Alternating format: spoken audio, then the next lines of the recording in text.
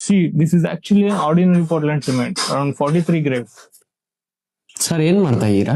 ಇವ್ರಿಗೆ ಸಿಮೆಂಟ್ ಬಗ್ಗೆ ಎಕ್ಸ್ಪ್ಲೈನ್ ಮಾಡ್ತೀನಿ ನಾವು. ಸರ್ ನನ್ಗೂ ಕನ್ನಡದಲ್ಲಿ ಸಿಮೆಂಟ್ ಬಗ್ಗೆ ಎಕ್ಸ್ಪ್ಲೈನ್ ಮಾಡಿ. ಅಷ್ಟೇನಾ? ಬಾ ಹೇಳ್ಕೊಡ್ತೀನಿ. ಸರ್ OPC PPC ಅಂತ ಕೇಳಿದೀನಿ, ಅಂದ್ರೆ ಏನು? OPC ಅಂದ್ರೆ ಆರ್ಡಿನರಿ ಪೋರ್ಟ್ಲ್ಯಾಂಡ್ ಸಿಮೆಂಟ್. ಇದು ಅರ್ಲಿ ಸ್ಟ್ರೆಂತ್ ಕೊಡುತ್ತೆ. ಇದನ್ನ ನಾವು brick work, tile work, ceiling work, inner ಮತ್ತೆ ಔಟರ್ ಪ್ಲಾಸ್ಟಿಂಗ್ ಅಲ್ಲೂ ಯೂಸ್ ಮಾಡ್ತೀವಿ. OPC ಅಲ್ಲಿ 2 ಗ್ರೇಡ್ ಇದೆ, ಒಂದು 43 ಗ್ರೇಡ್, ಇನ್ನೊಂದು 53 ಗ್ರೇಡ್. ಹೌದಾ?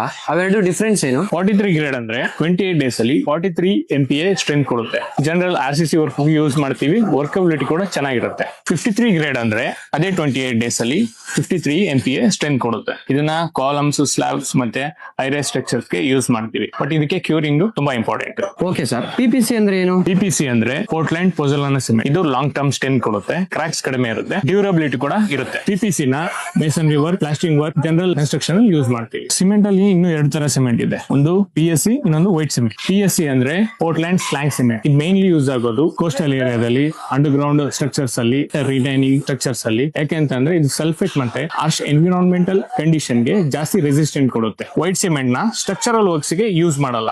ಇದು ಯೂಸ್ ಆಗೋದು ಟೈಲಿಂಗ್ ವರ್ಕ್, ಗ್ರೌಟಿಂಗ್ ಗೆ ಯೂಸ್ ಮಾಡ್ತೀವಿ. ಹಂಗಂದ್ರೆ ಎಲ್ಲ ಸಿಮೆಂಟ್ ಸೇಮ್ ಅಲ್ಲ? ಎಕ್ಸಾಕ್ಟ್ಲಿ. ರೈಟ್ ಸಿಮೆಂಟ್ ನ ರೈಟ್ ಪ್ಲೇಸ್ ಅಲ್ಲಿ ಯೂಸ್ ಮಾಡಿದ್ರೆ ಬಿಲ್ಡಿಂಗ್ ಸ್ಟ್ರಾಂಗ್ ಆಗುತ್ತೆ. ಇದೇ ತರ ನಾಲೆಜ್ ವಿಡಿಯೋಸ್ಗೆ ನಮ್ಮ RCC ಪೇಜ್ ನ ಫಾಲೋ ಮಾಡಿ. ನಿಮ್ಗೆ ನೆಕ್ಸ್ಟ್ ಯಾವ ಟಾಪಿಕ್ ಬೇಕು ಅಂತ ಕಮೆಂಟ್ ಮಾಡಿ.